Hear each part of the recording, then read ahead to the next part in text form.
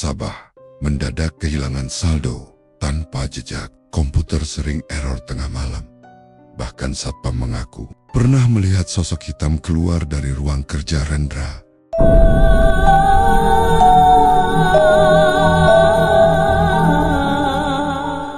Rendra sudah lebih dari 10 tahun bekerja di bank swasta itu. Dari awal, ia masuk sebagai teller muda dengan semangat membara. Kini posisinya hanya sebatas supervisor biasa. Wajahnya selalu terlihat ramah di hadapan nasabah. Senyum yang dipaksakan menghiasi setiap pelayanan, tetapi jauh di dalam hatinya ada bara yang membara ambisi yang belum juga tercapai. Ia ingin menjadi kepala cabang, memimpin kantor dengan kewibawaan, dihormati pegawai, dan memiliki gaji yang berlipat. Namun kenyataan tak semudah itu. Jalan menuju kursi jabatan selalu penuh intrik. Rekan-rekannya yang dulunya setara, kini sudah lebih dulu melesat. Bahkan ada yang baru beberapa tahun masuk, tapi sudah menjadi asisten manajer. Semua karena mereka pandai mengambil hati atasan, lihai dalam politik kantor, dan tak segan menjatuhkan sesama. Rendra yang lurus dan terlalu percaya pada kerja keras justru sering tersisih. Kalau terus begini, aku akan selamanya jadi pion kecil. Gumam Rendra dalam hati setiap kali pulang larut malam dari kantor. Ia sering menatap pantulan dirinya di kaca jendela, wajah lelah, mata sayu, namun penuh amarah terpendam. Puncaknya terjadi saat rapat besar cabang. Nama Rendra sempat masuk dalam daftar kandidat kepala bagian kredit, namun mendadak digantikan oleh orang lain. Seorang pegawai baru yang konon dekat dengan manajer. Rendra hanya bisa menunduk, menahan rasa sakit dan malu. Malam itu, ia duduk sendirian di ruang kerjanya yang sudah kosong, menatap tumpukan berkas, lalu mengepalkan tangan. Aku harus cari jalan lain. Kalau tidak, aku akan mati konyol di kursi ini tanpa pernah naik jabatan.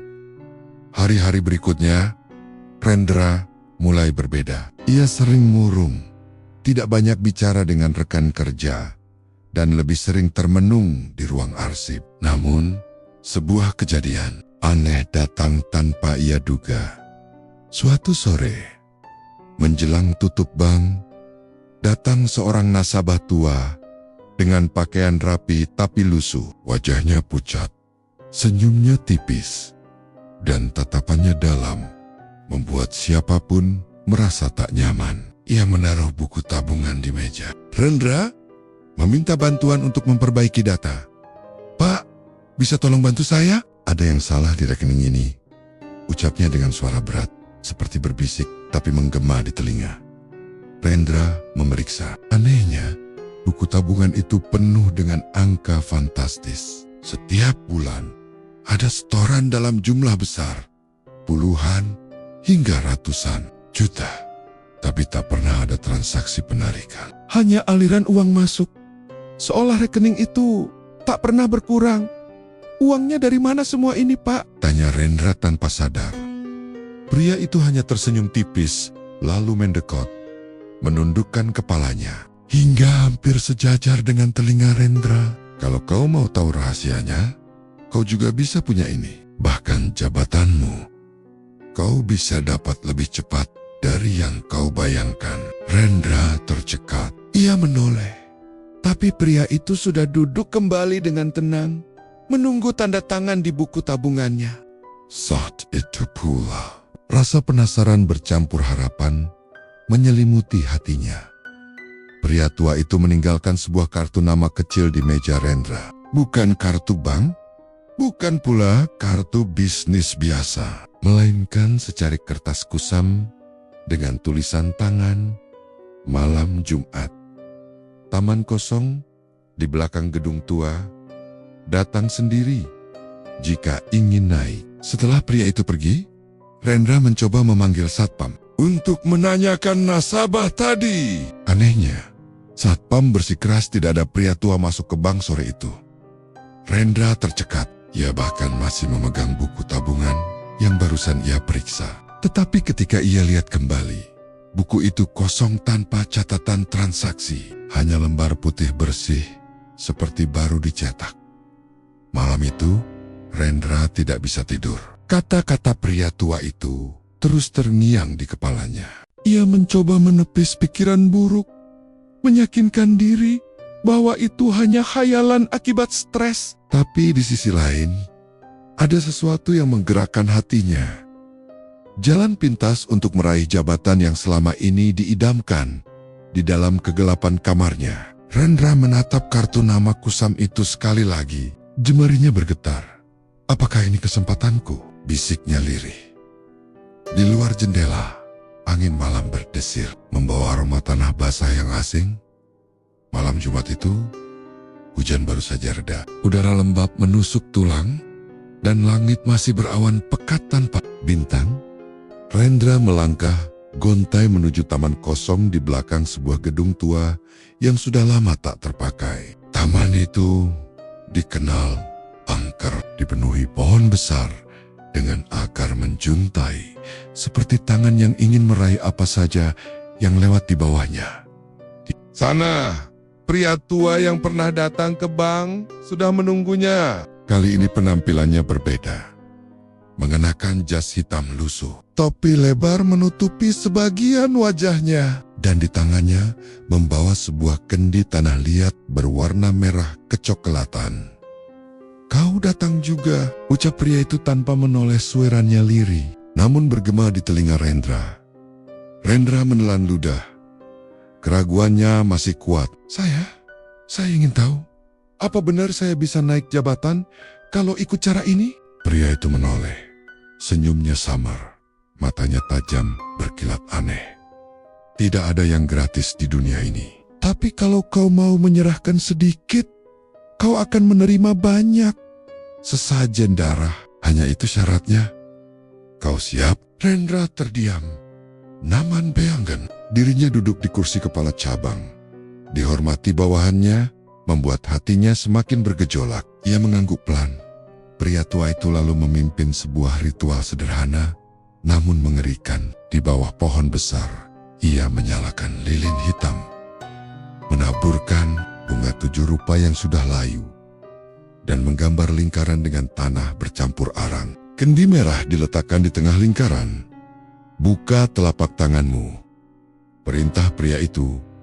Dengan ragu, Rendra mengikuti. Sebilah pisau kecil disodorkan. Lalu pria itu menusuk ujung jari Rendra hingga darah menetes. Darah itu ditampung ke dalam kendi merah. Aroma anyir bercampur dengan bau bunga busuk membuat perut Rendra mual. Setiap malam Jumat, kau harus memberi makan. Setetes darahmu akan jadi kunci. Dan sebagai gantinya, jalanmu akan terbuka. Kekuasaan, jabatan, uang, semua akan menggelar. Saat kendi itu ditutup rapat, terdengar suara desir angin yang bukan angin biasa. Seperti ada bisikan samar, berulang-ulang memanggil nama Rendra. Bulu kuduknya meremang, tapi pria tua itu hanya tersenyum puas. Mulai besok, perhatikan hidupmu. Kau akan melihat perubahannya. Dan benar saja, beberapa minggu setelah ritual itu, kabar mengejutkan datang dari kantor. Kepala bagian kredit yang baru diangkat mendadak sakit keras dan terpaksa mundur. Atasan langsung menunjuk Rendra sebagai pengganti sementara.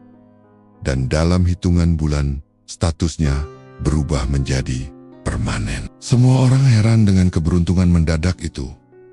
Gila ya, Ren. Cepat banget naiknya. Komentar salah satu rekan kerja.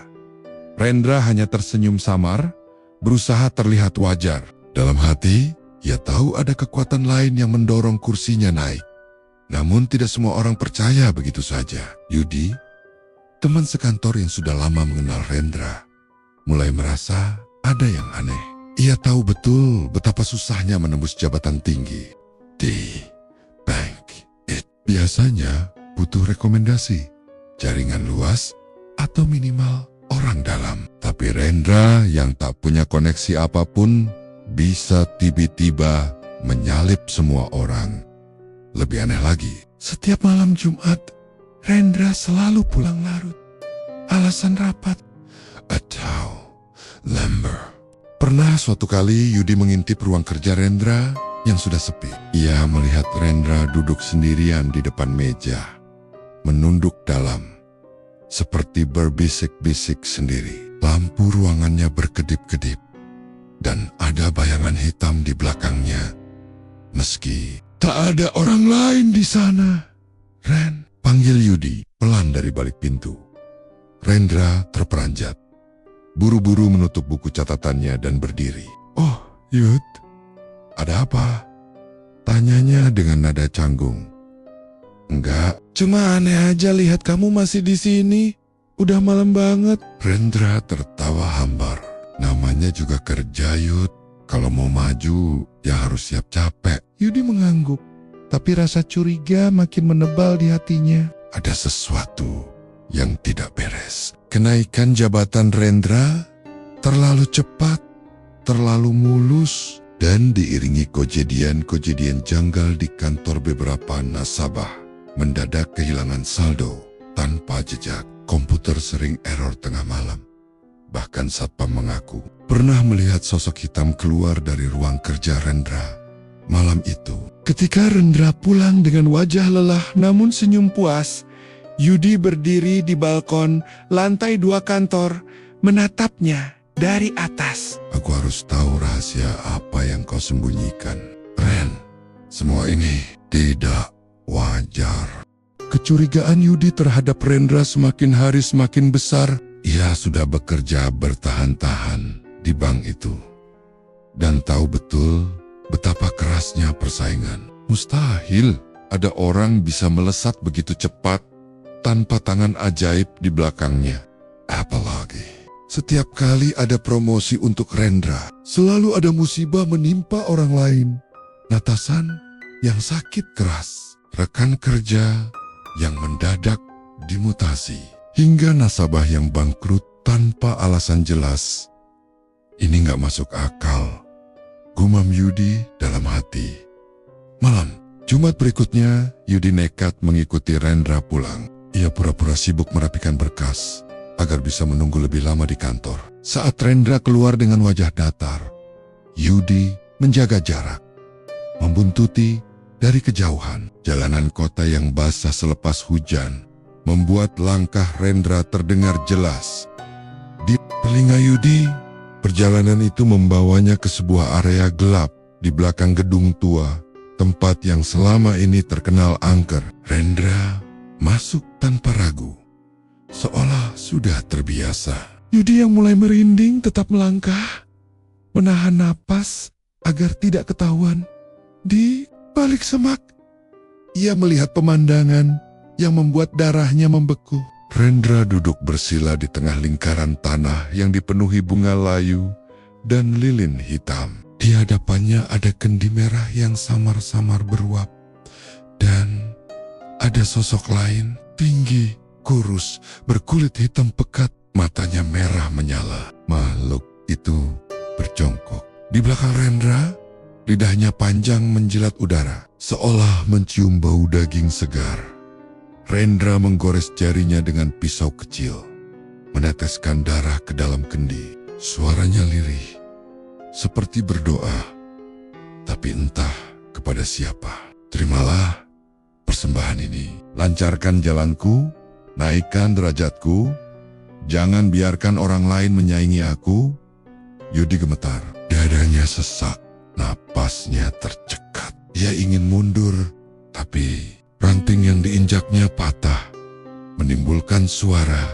Seketika, makhluk itu menoleh. Matanya menembus kegelapan, langsung menatap Yudi yang bersembunyi. Suara desisan panjang terdengar, dan dalam sekejap tubuh Yudi terasa berat, seperti ada yang menarik kakinya ke tanah. "Siapa di sana?" Rendra berdiri terkejut. Matanya membesar ketika melihat Yudi tersungkur. "Yudi, apa yang kau lakukan?" Namun, sudah terlambat. Makhluk hitam itu melompat cepat, menancapkan kukunya ke tanah di dekat Yudi. Bayangan pekat menjalar, melilit tubuh Yudi. membuatnya tak bisa bergerak. Yudi berteriak minta tolong, tapi suaranya tercekik. Pria tua misterius yang dulu menuntun Rendra muncul dari balik pohon. Senyumnya menyeramkan. Bagus sekali. Kau bawa tumbal sendiri malam ini, Rendra? Rupanya temanmu yang setia ingin ikut campur. Rendra pucat pasi. Tidak, aku tidak bermaksud. Terlambat. Pesugihan tidak pernah menerima pengkhianatan. Kau sudah membawa dia ke sini. Itu artinya dia menjadi bagian dari perjanjian. Makhluk itu menempelkan lidah panjangnya ke leher Yudi, seolah menghirup energi dari tubuhnya. Yudi berteriak. Tubuhnya bergetar hebat. Dalam hitungan menit, wajahnya pucat, matanya cekung, dan napasnya tersengal. Rendra hanya bisa menunduk, menutup telinga, pura-pura tak melihat sahabatnya digerogoti hidup oleh sesuatu yang tak kasat mata. Setelah ritual selesai, Yudi pingsan. Ia tidak mati, tapi tubuhnya kurus seperti orang sakit parah. Siok malam. Itu hidup Yudi berubah hari-hari berikutnya di kantor. Semua orang memperhatikan kondisi Yudi yang semakin merosot. Pipinya tirus, kulitnya pucat, matanya cekung, dan batuknya tidak berhenti. Dokter tidak bisa menemukan penyakit yang jelas. Hanya berkata bahwa tubuhnya seperti kehilangan energi vital. Yud, kamu kenapa sih? Kelihatan makin parah aja. Tanya seorang rekan kerja. Yudi hanya tersenyum kaku, menutupinya. Tapi dalam hati, ia tahu jawabannya. Sejak malam itu, setiap tidur, ia selalu bermimpi buruk. Ada sosok hitam duduk di dadanya, menghisap sesuatu dari tubuhnya.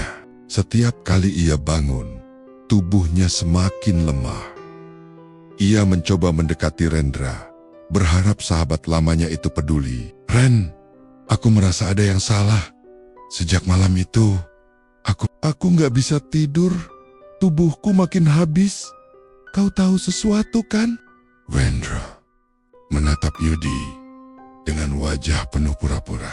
Ia menepuk bahu sahabatnya, tersenyum tipis. Mungkin kamu terlalu capek kerja, Yud. Istirahat aja.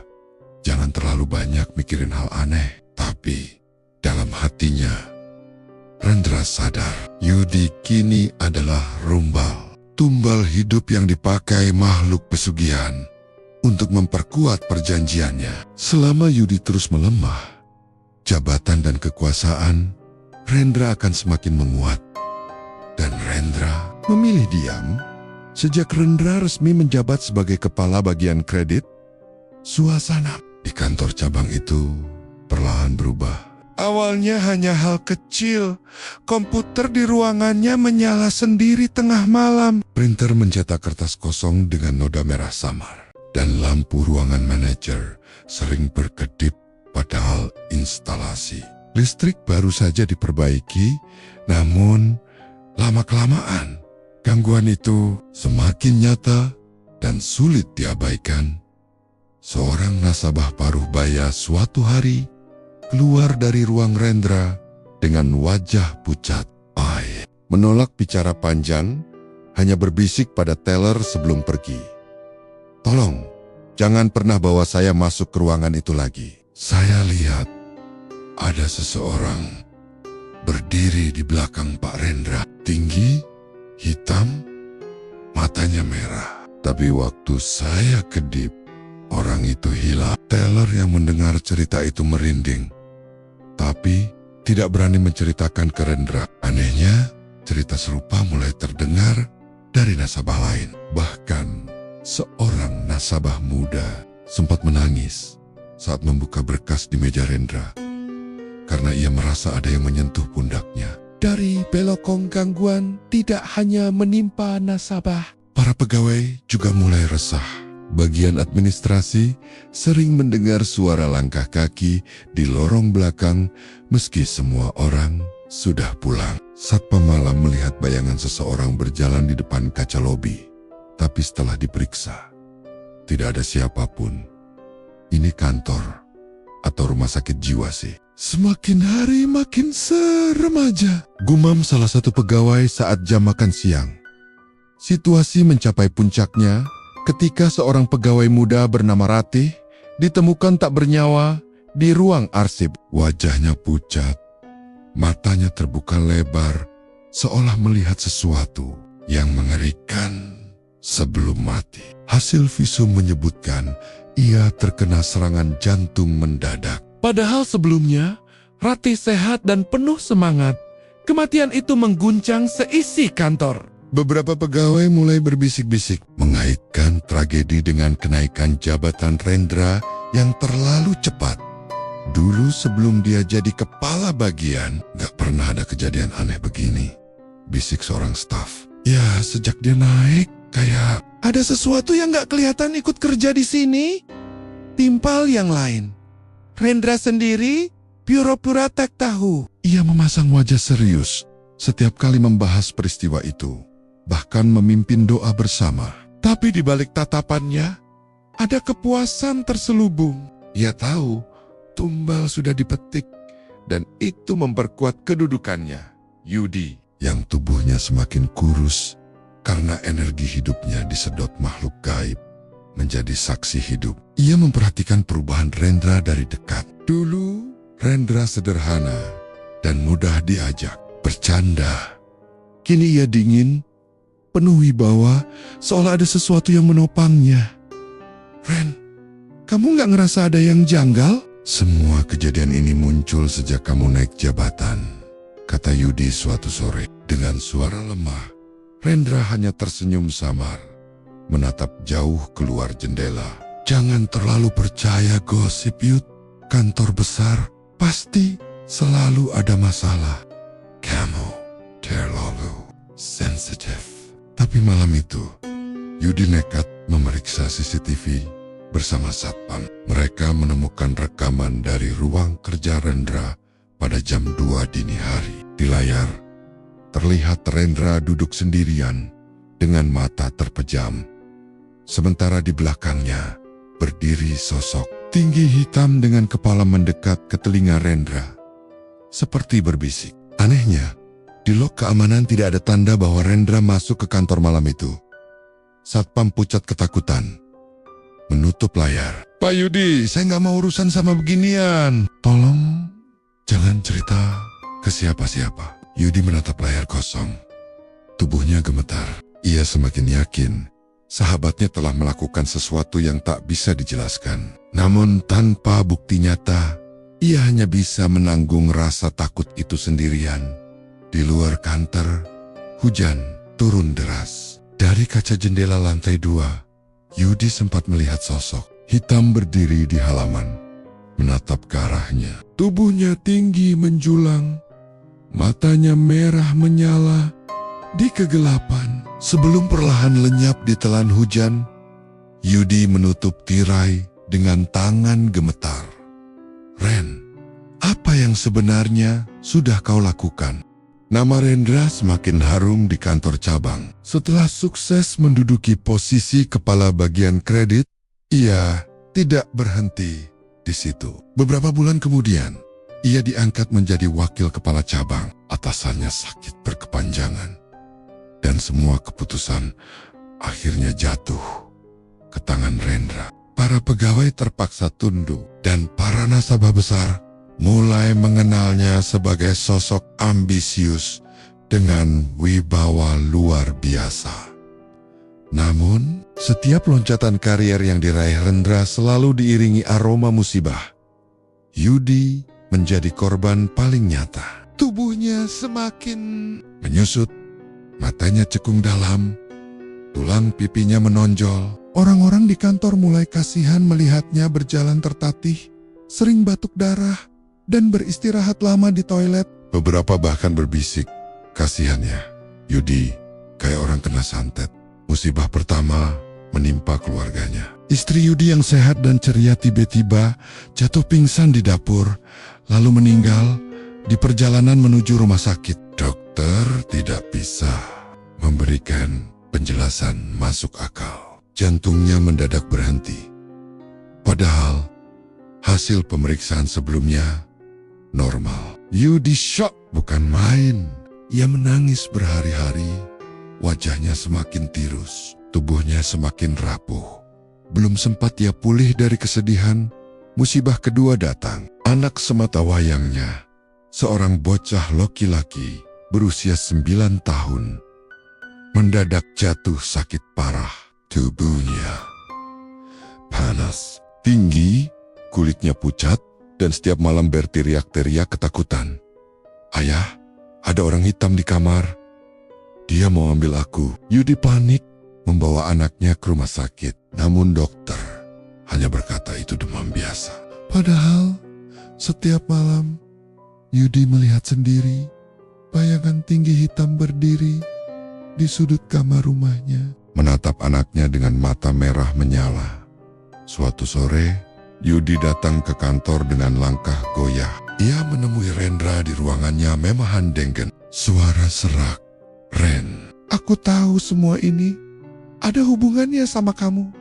Sejak malam itu, hidupku hancur. Istriku meninggal, anakku sakit, dan aku sendiri seperti dihisap habis. Kalau kau memang sahabatku, hentikan ini semua." Rendra terdiam lama.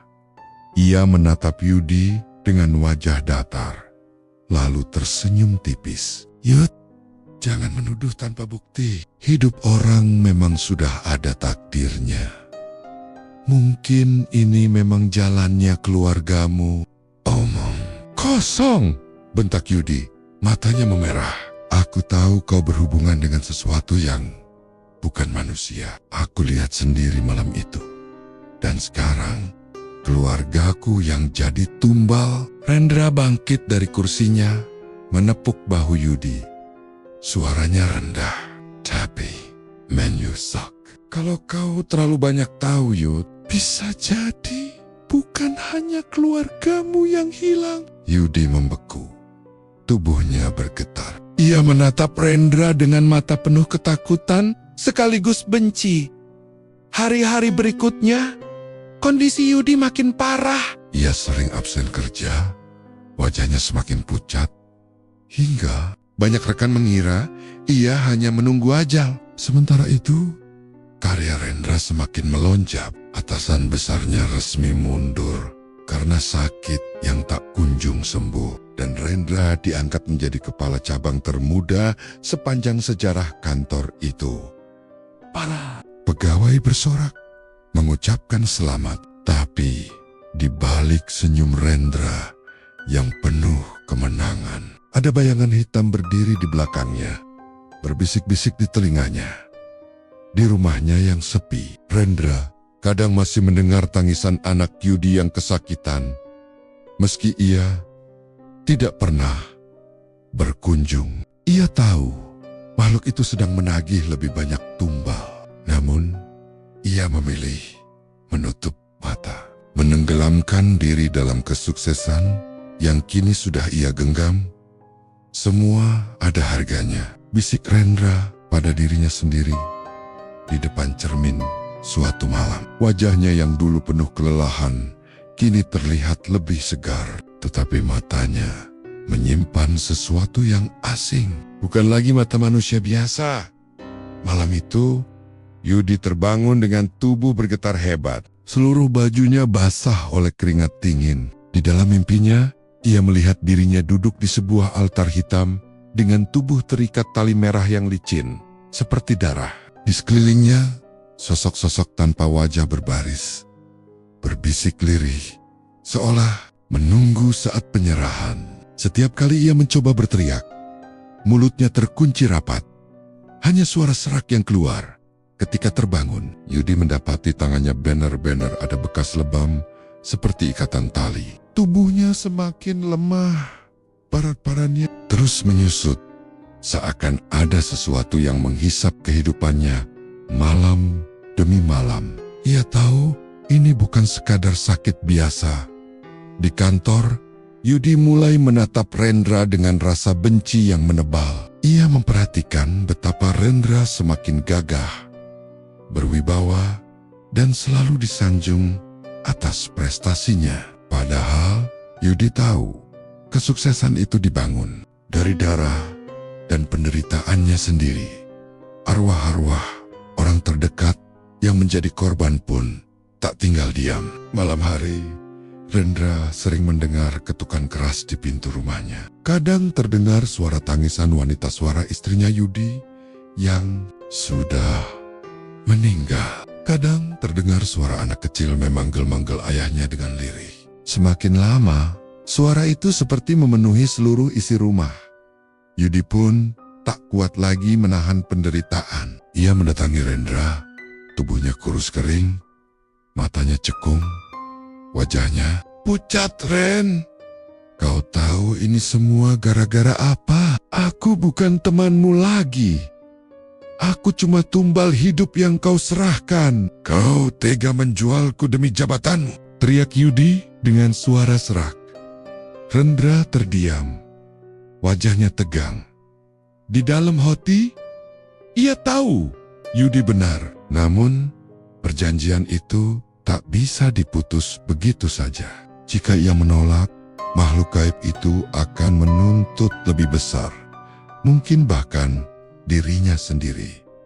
Sejak saat itu, Yudi tak hanya dihantui oleh makhluk pesugihan, tapi juga oleh kebencian dan dendamnya sendiri. Ia bersumpah, jika nyawanya benar-benar habis, ia akan kembali. Bukan lagi sebagai manusia, melainkan arwah penuntut yang akan menyeret Rendra ke dalam kegelapan yang sama. Sejak kabar kematian, mendadak seorang pegawai menyebar. Suasana kantor, cabang bank tempat Rendra bekerja, tidak pernah sama lagi. Para karyawan mulai bekerja dengan wajah pucat dan gelisah. Jam kerja terasa panjang, dan setiap kali malam menjelang, banyak yang memilih lembur di luar kantor daripada harus berhadapan dengan suasana mencekam di dalam gedung itu. Lampu di lantai 3, tempat ruang kerja Rendra berada, semakin sering padam tanpa alasan. Teknisi listrik sudah dipanggil berkali-kali, tetapi mereka hanya menggeleng. Instalasi normal, tidak ada korsleting, begitu selalu jawab mereka. Namun, setiap kali jam menunjukkan lewat tengah malam, cahaya lampu meredup satu persatu. Seperti ada tangan tak kasat mata yang sengaja memutar saklar di ruang penyimpanan dokumen. Suara tangisan samar sering terdengar. Pegawai yang bertugas menutup dokumen pada malam hari mengaku mendengar suara perempuan menangis lirih, seolah sedang meratap kehilangan. Saat pintu ruangan dibuka, suara itu langsung hilang, meninggalkan hanya bau anyir darah yang samar tercium. Beberapa karyawan bahkan menolak masuk ke sana sendirian karena mereka yakin ada sosok lain yang bersemayam di dalam. Puncaknya, seorang nasabah menjerit histeris ketika hendak bertemu dengan Rendra. Wanita itu bersumpah, ia melihat sosok pegawai tanpa wajah berjalan melewatinya di koridor. Tubuh pegawai itu normal, mengenakan seragam bank seperti biasa, tapi wajahnya kosong, rata, seakan kulitnya ditarik hingga menutupi seluruh ekspresi. Setelah kejadian itu, beberapa nasabah langsung membatalkan transaksi dan memilih memindahkan rekening mereka ke cabang lain. Manajemen pusat mulai gelisah. Laporan demi laporan masuk. Komputer di ruang manajer menyala sendiri tengah malam. Printer mencetak lembaran kosong dengan bercak merah menyerupai darah. Dan AC menyemburkan udara dingin menusuk tulang meski suhu sudah diatur normal. Namun, semua kejanggalan itu selalu terjadi hanya di sekitar ruangan Rendra. Ketika pihak keamanan meninjau rekaman CCTV, mereka menemukan sesuatu yang lebih mengerikan. Dalam beberapa video, Rendra terlihat duduk sendirian di ruang kerjanya yang gelap, menatap lurus ke arah sudut ruangan. Bibirnya bergerak seolah berbicara dengan seseorang, padahal tidak ada seorang pun di sana. Anehnya, saat diperiksa lebih jauh, bayangan gelap tampak duduk di kursi di depannya. Samar-samar menyerupai manusia dengan mata merah menyala. Namun, Ketika ditanya oleh rekan kerja, Rendra hanya tertawa kecil dan mengatakan bahwa ia sedang melakukan rapat online. Mungkin gangguan kamera, begitu dalihnya. Tapi tidak ada yang percaya. Mereka tahu ada sesuatu yang jauh lebih gelap yang sedang terjadi di ruang kerja itu. Sejak saat itu, para karyawan mulai enggan masuk ke lantai 3. Mereka berbisik-bisik bahwa ruang kerja Rendra bukan lagi ruang manusia, melainkan tempat singgah bagi makhluk gaib yang haus darah. Kematian satpam itu menambah ketegangan di kantor cabang bank. Semua pegawai mulai berbisik-bisik, menatap Rendra dengan rasa curiga bercampur takut. Beberapa orang yakin bahwa Rendra terlibat dalam sesuatu yang jauh lebih gelap dari sekadar ambisi jabatan. Namun, tidak ada yang berani bersuara lantang. Catatan persembahan yang sempat ditemukan satpam kini beredar diam-diam. Nama-nama yang tercantum di dalamnya membuat beberapa pegawai langsung mengundurkan diri tanpa pemberitahuan. Mereka takut menjadi korban berikutnya. Namun, anehnya, setiap kali ada pegawai yang mencoba kabur, selalu saja terjadi kecelakaan mendadak-ada. Yang ditabrak motor, ada yang jatuh dari tangga rumah, bahkan ada yang meninggal saat tidur tanpa sakit sebelumnya. Yudi, yang kondisinya semakin parah, akhirnya memberanikan diri mendekati beberapa rekan untuk memperingatkan mereka. Dengan suara serak ia berbisik, "Rendra, dia sudah menjual kalian. Aku ini buktinya. Darahku sudah diambil." Tiap malam, sayangnya, orang-orang yang mendengar pengakuannya malah semakin panik. Mereka tidak tahu harus percaya atau menganggap Yudi berhalusinasi akibat sakitnya. Di sisi lain, Rendra semakin gelisah. Ia tahu rahasianya mulai bocor. Malam itu, ia melakukan ritual lebih besar di ruang kerjanya, membakar dupa hitam, melumuri tangannya dengan darah ayam hitam, lalu membaca mantra dengan suara bergetar. Dalam bisikan gaib yang menjawab mantranya, terdengar jelas peringatan. "Rahasiamu hampir terbuka. Buang semua yang tahu sebelum terlambat." Keesokan harinya, satu persatu pegawai yang sempat melihat catatan itu mulai mengalami hal aneh. Ada yang hilang ingatan, ada yang tiba-tiba berbicara sendiri di depan nasabah. Bahkan ada yang mendadak kehilangan suara.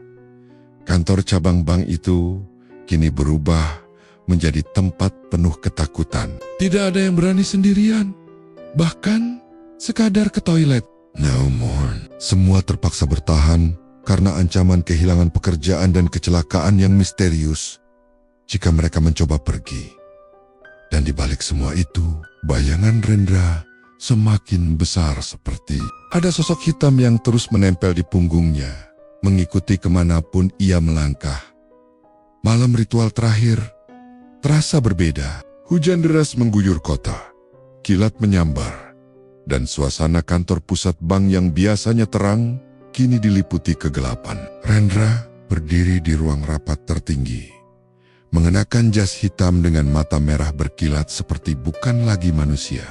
Di mejanya, lilin-lilin menyala membentuk simbol aneh, dan di tengahnya terdapat sebuah mangkuk besar berisi darah segar. Satu persatu, pegawai mulai merasakan hal aneh. Pintu keluar terkunci rapat. Meski sudah dihantam berulang kali, jendela seakan menyatu dengan dinding beton, dan lift hanya bergerak naik turun tanpa tujuan.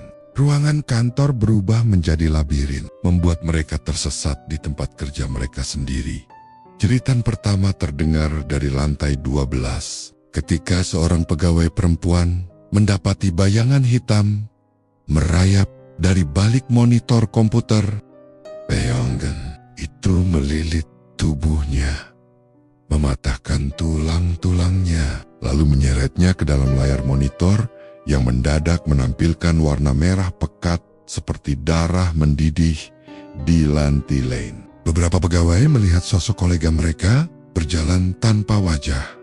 Hanya rongga hitam menganga. Mereka berteriak ketakutan. Namun suara mereka hanya bergaung dan tak pernah terdengar keluar. Rendra duduk tenang di kursinya, membaca catatan ritual terakhir. Di luar, terdengar langkah kaki, dentuman pintu, dan jeritan minta tolong. Namun ia menutup mata, menyerahkan segalanya pada makhluk yang sudah lama menemaninya. Ambil mereka semua, biarkan aku menjadi penguasa, bisiknya lirih. Tiba-tiba, seluruh lampu padam bersamaan. Gelap total menyelimuti gedung, hanya cahaya lilin yang bergetar di hadapan Rendra. Dari kegelapan itu muncul puluhan sosok hitam, tinggi kurus dengan mata menyala. Mereka menjerit seperti ribuan mulut lapar yang haus darah. Pegawai berlari ke segala arah, namun tubuh mereka satu persatu ditarik, dipelintir, lalu menghilang. Puncaknya, gedung bank itu sendiri bergetar hebat, seperti ada sesuatu yang ingin keluar dari perut bumi. Dinding retak, kaca pecah, dan atap ambruk. Bersamaan dengan jeritan terakhir para pegawai, malam itu bank tersebut runtuh dengan cara yang mustahil dijelaskan. Logika seolah ditelan oleh kegelapan itu sendiri. Namun kisahnya tak berhenti di sana. Beberapa bulan kemudian, kabar aneh beredar. Ada nasabah yang mengaku menerima telepon dari nomor kantor bank itu, menawarkan pembukaan rekening baru dengan bunga tinggi. Ada pula yang bersumpah bertemu dengan Pak Rendra di mimpi mereka, mengajak menandatangani kontrak tabungan. Padahal bank itu sudah rata dengan tanah. Orang-orang mulai menyebutnya Bank Darah, sebuah institusi gaib yang hanya bisa diakses oleh mereka yang siap menyerahkan sesuatu lebih berharga dari uang, jiwa mereka sendiri.